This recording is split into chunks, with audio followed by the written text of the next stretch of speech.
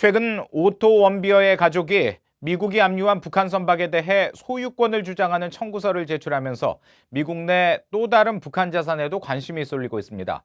재무부는 약 7천만 달러의 북한 자금을 압류하고 있다고 밝혔는데 이와 별도로 미 금융기관에도 북한 자금이 더 있는 것으로 전해졌습니다. 함지하 기자가 취재했습니다.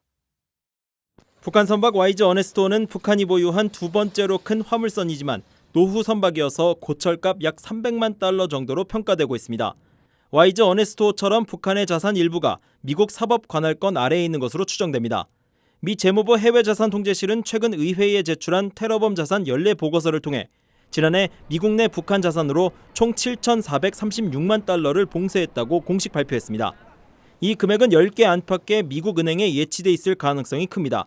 지난 2010년 북한이 연루된 테러 사건 소송에서 약 3억 달러의 승소 판결을 받았던 루스 칼데론 카도나는 당시 재무부가 동결한 북한 자산 현황을 파악해 해당 은행들에게 소송을 걸었습니다. JP모건 체이스 은행과 뉴욕 멜론, HSBC, 스탠다드 차터, 도이치 미국 신용, 시티, 인테사 상파울루 은행과 중국 은행 등 8곳입니다.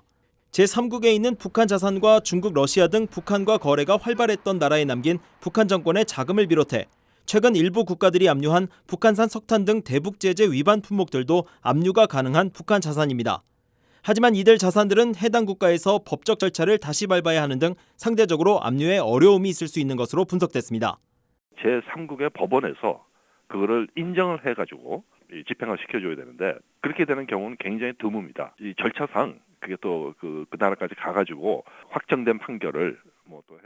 사실은 이게 제3국에 사는 거는 그거는 아주 예외적인 이제.